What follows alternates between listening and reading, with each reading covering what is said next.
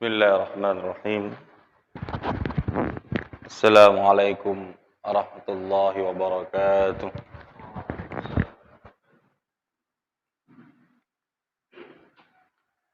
Innal hamdalillah nahmaduhu wa nasta'inuhu wa nastaghfiruhu wa nastahdihi wa natubu ilayh. Wa na'udzu billahi min shururi anfusina wa min sayyiati a'malina. من يهده الله فهو المهتد ومن يضلل فلن تجد له وليا مرشدا أشهد أن لا إله إلا الله وحده لا شريك له وأشهد أن محمدا عبده ورسوله أدى الأمانة وبلغ الرسالة ونصح الأمة وجاهد في الله حق جهاده حتى تركنا على المحجة البيضاء ليلها كنهارها لا يزيغ عنها إلا هالك. اللهم صل وسلم وبارك على نبينا وشفيعنا محمد وعلى آله وصحبه أجمعين. أما بعد. Para rawah jamaah ibu bapak rahmatullah. Alhamdulillah tansah kita syukur dumateng Allah Subhanahu wa taala. Allah tasih paring dumateng kita sami pinten-pinten nikmat, anugerah, hidayah. Mugi-mugi tansah syukur kita dumateng Allah Subhanahu wa taala. Allah tansah tambah nikmat-nikmat menika dumateng kita sami. Shalawat salam tansah sami kita aturaken dumateng uswah suri tauladan Rasul akhir zaman Muhammad sallallahu alaihi wasallam. Minangkanipun wujud tresna kita ingkang estu dumateng Rasulullah. Sami kita ngatah-ngatahi wawasan shalawat dan mugi-mugi wonten yaumul akhir menika kita sami dipun gembalaken kalian Gusti Allah yang dalam setunggal pangenan ingkang inggil inggih menika kalian Rasulullah sallallahu alaihi wasallam. Para rawuh jamaah ibu bapak rahimakumullah. Kita sami gesang wonten donya menika tentu nggadahi setunggal kepinginan ingkang sami. Tiang ingkang nggadahi iman ugi tiang ingkang nggadahi iman ing dalem manahipun sedayanipun gadah kepinginan ingkang sami inggih menika gesang wonten donya kanthi gesang ingkang sae utawi kanthi ibarat ingkang lintu tiang gesang wonten donya niki mung suwunane setunggal inggih menika bahagia nalikane gesang wonten donya.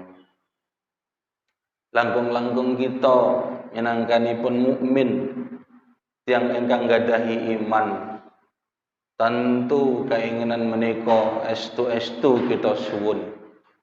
Kita nyuwun gesang wonten donya, urip wonten donya niku urip ingkang bahagia. Langkung-langkung ugi urip gesang wonten akhirat. Tentu kita nggadahi kepinginan menika. Kadangkala kita mukmin menika kicalan setunggal keseimbangan gesang wonten donya. Tegesipun tiang mukmin medal gesang wonten donya kadangkala sebagian mukmin terlalu mendahulukan kehidupan sementara yaitu kepentingan duniawi. Sebagian mukmin ugi terlalu mendahulukan kehidupan akhirat sampai menyampingkan kepentingan-kepentingan duniawi. Sebagian kata kita banyak yang melenakan akhirat demi kepentingan duniawi. Tapi tidak menafikan juga bahwasanya sebagian mukmin ada yang terlalu mementingkan akhiratnya hingga menyampingkan kepentingan duniawi. tapi yang diajarkan oleh Rasulullah sallallahu alaihi wasallam adalah sebuah keberimbangan antara kepentingan duniawi juga kepentingan ukhrawi. Maka dalam satu kisah diriwayatkan suatu saat Salman Al-Farisi, sahabat Rasulullah, sedang bertamu ke rumah Abu Darda radhiyallahu anhuma. Tentu dalam tradisi bertamu, mereka menginap berhari-hari dikarenakan satu rumah dengan rumah yang lainnya memiliki jarak tempuh yang sangat jauh dan kendaraan yang sulit. Maka ketika itu Salman sempat beberapa hari menginap di rumah Abu Darda. Dalam kisah tersebut dikisahkan bahwasanya Salman radhiyallahu anhu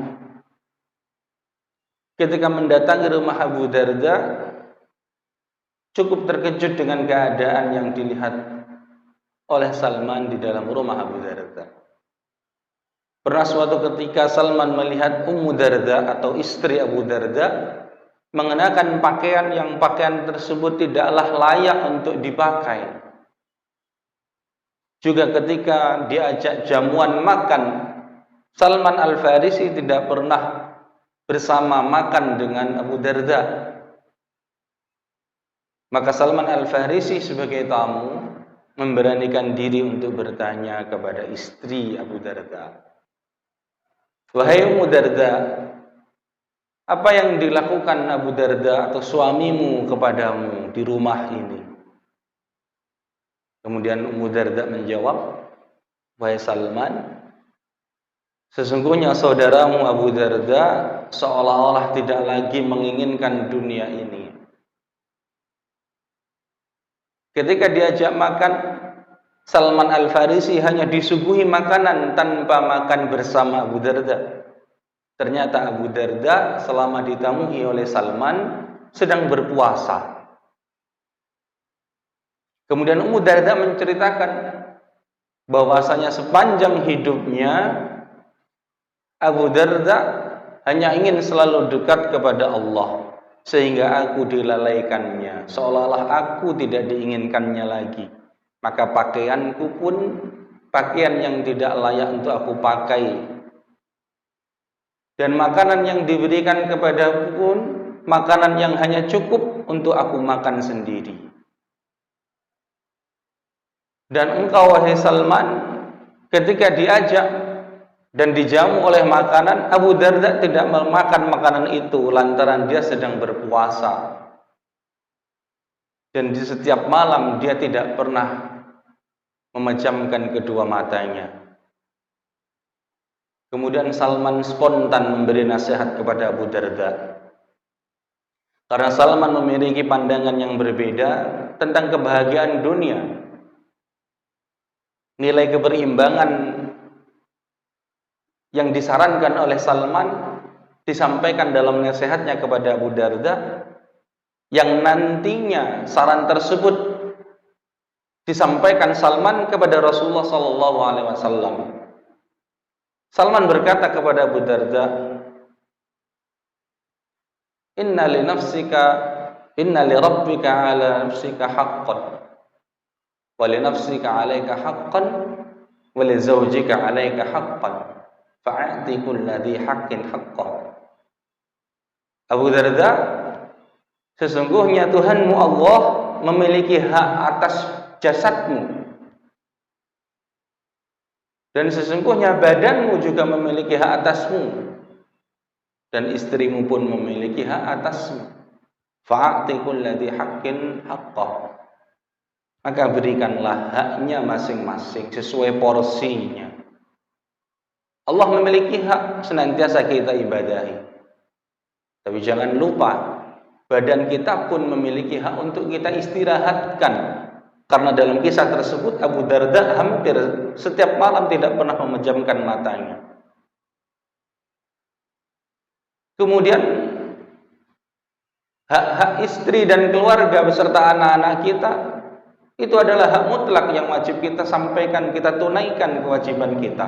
Tetapi Abu Darda dalam perkara itu menyampingkan hak-hak keluarga sehingga istrinya diberi makanan yang hanya cukup untuk istrinya sendiri, dan pakaiannya pun dinilai Salman tidak layak untuk dipakai seorang Ummu Darda.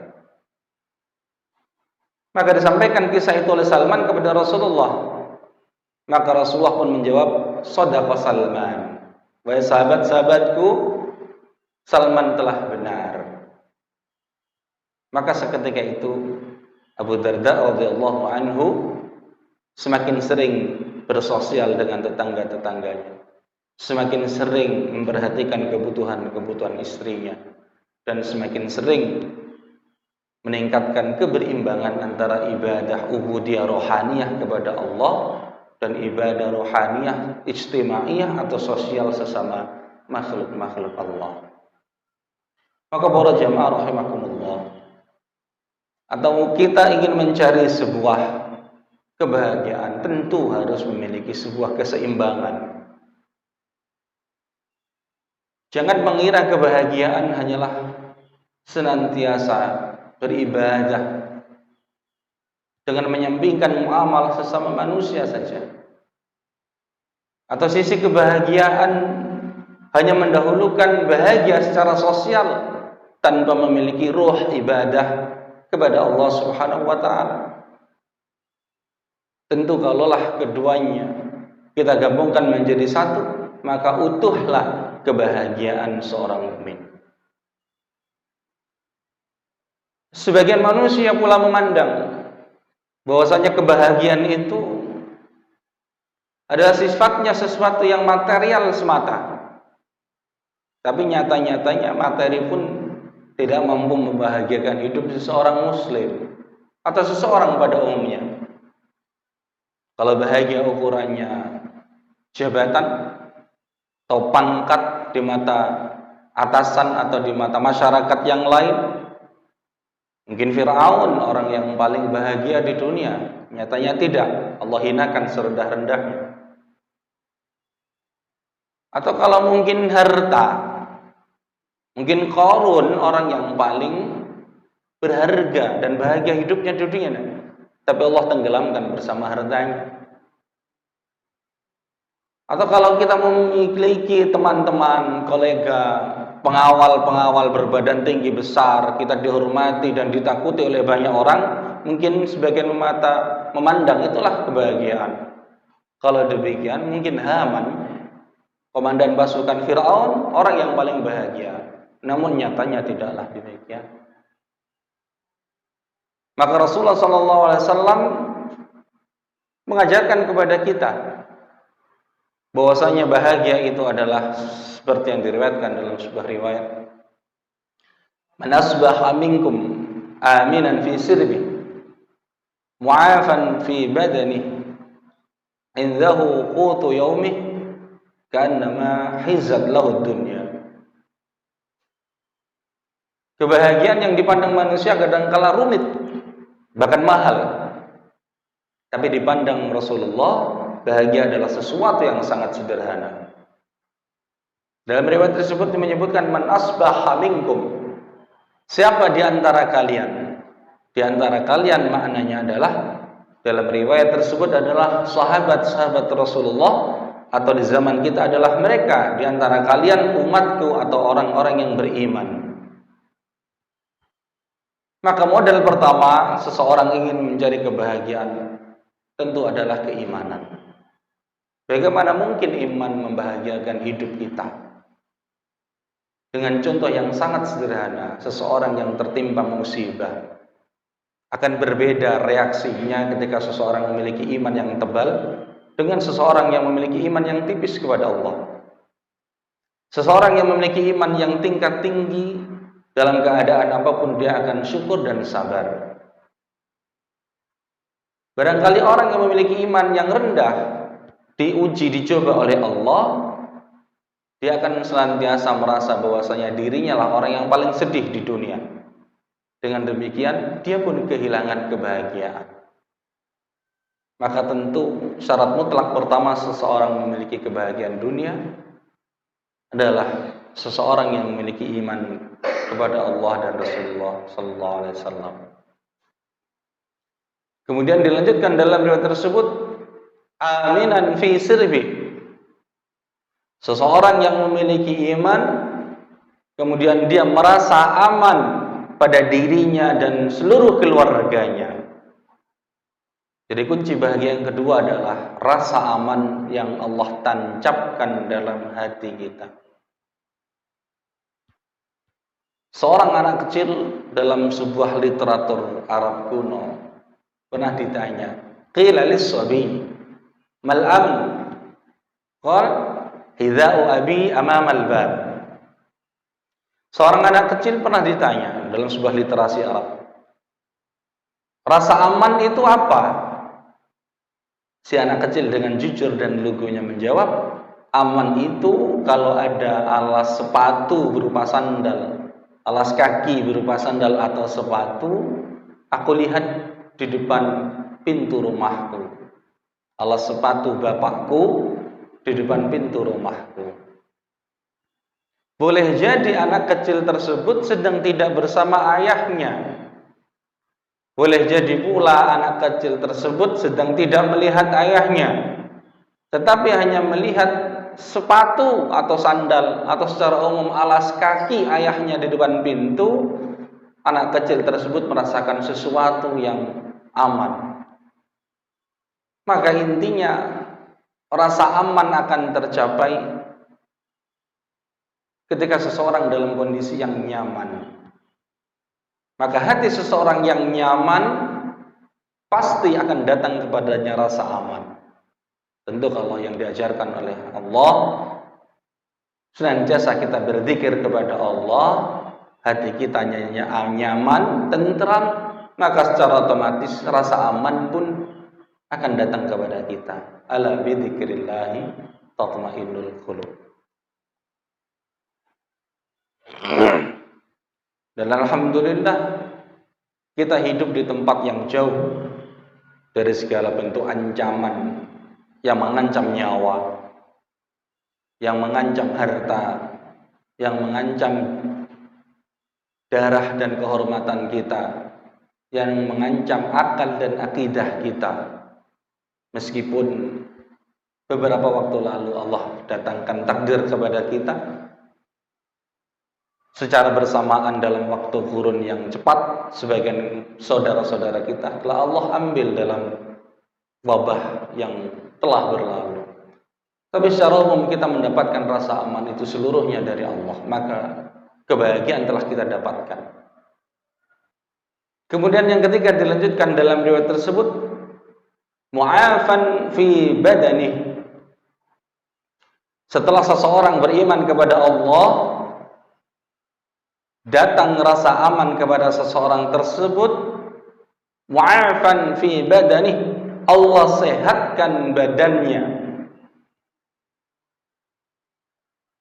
Makna Allah sehatkan badannya, Allah jauhkan seseorang muslim tersebut dari segala sesuatu penyakit.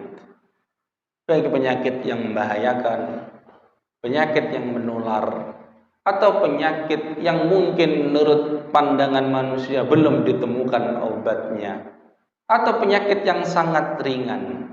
Seluruhnya ketika seseorang muslim Allah datangkan badan yang sehat kepadanya, maka dia telah mendapatkan kebahagiaan hidup di dunia. Tetapi sebagian muslim kadangkala berpandang dengan pandangan yang pesimis, menganggap bahwasanya ketika Allah uji dengan sakit yang mungkin sakit itu sangat terlalu larut dan lama, dan mungkin Allah uji dengan sakit yang sangat berat, atau mungkin Allah uji dengan sakit yang menular sehingga tidak satu pun ingin merawat atau menjenguknya. Dengan pandangan pesimis, seorang muslim menilai bahwasanya kebahagiaan dunia telah Allah cabut darinya. Maka itu adalah pandangan seorang muslim yang pesimis.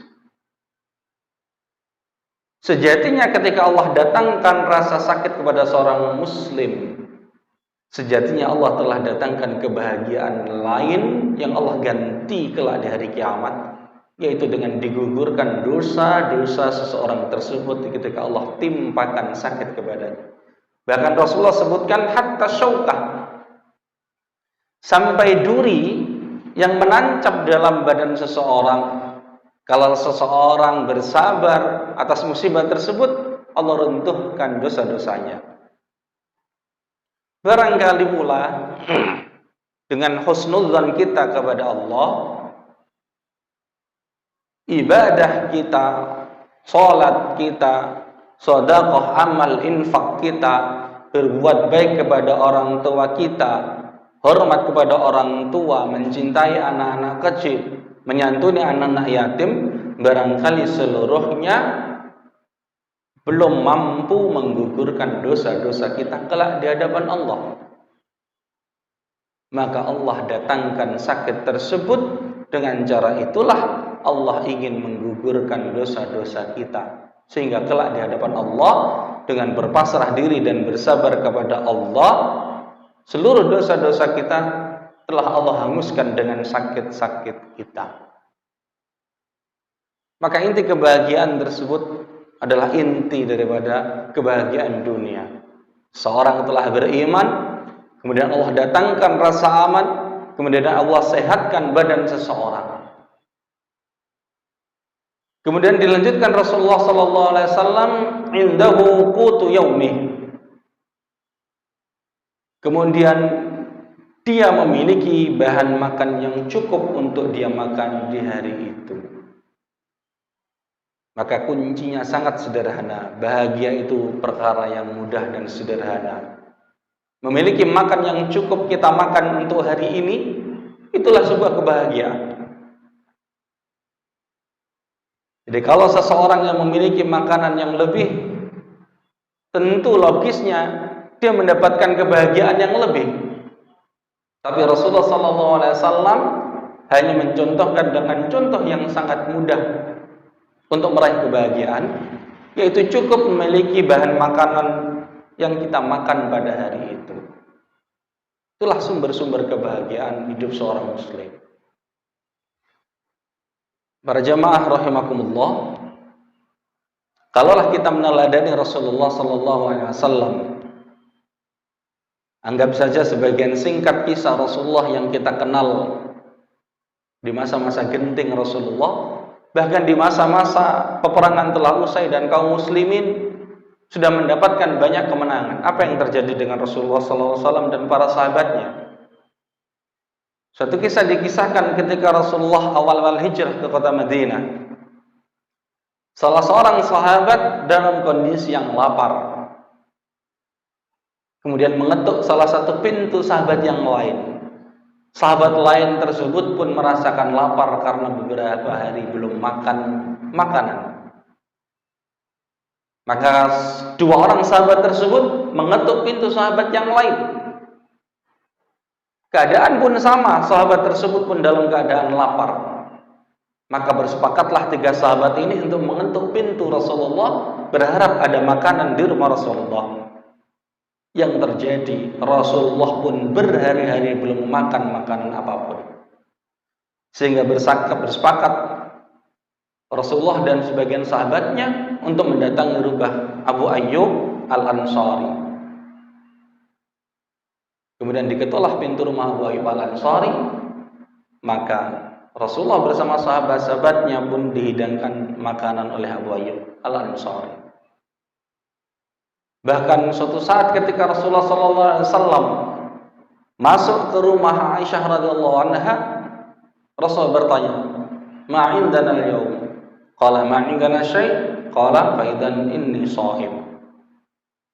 Aisyah, kita memiliki apa yang untuk kita makan pada pagi hari ini? Aisyah menjawab, kita tidak memiliki apapun untuk dimakan oleh Rasulullah. Maka Rasulullah menjawab, kalau begitu biarkan aku puasa pada hari ini. Hingga pula suatu saat Rasulullah SAW masuk lagi ke rumah Aisyah. Ma'indana al-yawm, apa yang kita miliki wahai Aisyah? Ma'indana syai'illal khal. Kemudian Rasulullah menjawab, ni'mal udmu al-khal. Aisyah, apa yang kita miliki untuk kita makan? Aisyah menjawab, kita tidak memiliki apapun illal khal, kecuali khal. Khol itu dalam bahasa kita mungkin acar atau sambal atau sejenis pendamping makanan utama. Itu yang dimiliki Aisyah. Kemudian Rasul menjawab, "Ni'mal udmu al-khal." Inilah yang paling makanan yang paling enak. Hanya itu yang dimakan oleh Rasulullah SAW. Bahkan pernah pula Rasulullah SAW mengikat perutnya dengan batu-batu kecil supaya terlihat di depan Aisyah Rasulullah tidak merasakan lapar karena perutnya terisi dengan ikatan batu kerikil-kerikil kecil. Hingga suatu saat Aisyah mengetahui. Kemudian Rasul menjawab, beberapa hari aku telah tidak makan makanan apapun. Bahkan Rasulullah SAW ketika diembargo ekonomi oleh suku-suku Yahudi Bani Quraidah di kota Madinah ketika itu, Rasulullah dan para sahabatnya hanya memakan makanan berupa daun-daun dan ranting-ranting pohon yang bisa dimakan untuk waktu yang sangat lama, sekitar 4 bulan. Maka itulah sosok suri tauladan, contoh kita dalam memandang arti kehidupan di dunia penuh kebahagiaan, yaitu dengan bahagia yang sangat sederhana seperti yang dialami Rasulullah SAW. Maka kalaulah kita memiliki iman pada pagi hari ini kita merasakan aman, pagi hari ini kita mendapatkan jasad yang sehat dari Allah, dan pada pagi hari ini kita memiliki makanan yang cukup untuk kita makan pada hari ini, maka yakinlah ka'annama hizat lahud dunya. Rasulullah menutup riwayatnya seolah-olah orang tersebut telah diberikan dunia seluruhnya kepadanya. Atau dengan bahasa yang lain, Allah telah berikan kebahagiaan kepada orang tersebut secara utuh. Karena dunia adalah sejatinya simbol dari kebahagiaan. Maka para jemaah rahimakumullah, pantas Rasulullah SAW dalam sebuah riwayat bahwasanya doa yang paling sering dibaca oleh Rasulullah, karena aksar doa Rasulullah SAW, Rabbana atina fid dunya hasanah wa fil akhirati hasanah wa qina adzabannar. Doa yang paling sering diucap Rasulullah adalah doa Rabbana atina, ya Allah, berikan kepada kami kehidupan dunia ini dengan kehidupan yang baik, dan berikan kepada kami kehidupan akhirat dengan kehidupan yang baik. Maka kehidupan yang baik itulah inti kebahagiaan seorang muslim. Lantas kebahagiaan seorang muslim hidup di akhirat hanya satu, kata Rasulullah, wa qina adzabannar. Jagalah kami ya Allah, selamatkanlah kami ya Allah dari siksa api neraka. Maka selamat dari neraka dengan keadaan seperti apapun adalah inti kehidupan baik bagi seorang muslim kelak di akhirat. Mudah-mudahan Allah senantiasa datangkan kebaikan-kebaikan kehidupan di dunia kepada kita, juga pula kelak Allah datangkan kebaikan-kebaikan hidup di akhirat, tentu dengan mendapatkan kenikmatan yang tinggi di sisi Rasulullah, di tempat yang tertinggi bersama Rasulullah sallallahu alaihi wasallam. Mudah-mudahan jadi ilmu yang manfaat, dan mudah-mudahan menjadi motivasi kita untuk menggapai kebahagiaan yang sangat sederhana yang dikisahkan dalam kisah-kisah Rasulullah sallallahu alaihi wasallam. Amin ya rabbal alamin. Qul qawli hadza wastaghfiruh innahu huwal ghafurur rahim. Billahi taufiq wal hidayah. Assalamualaikum warahmatullahi wabarakatuh.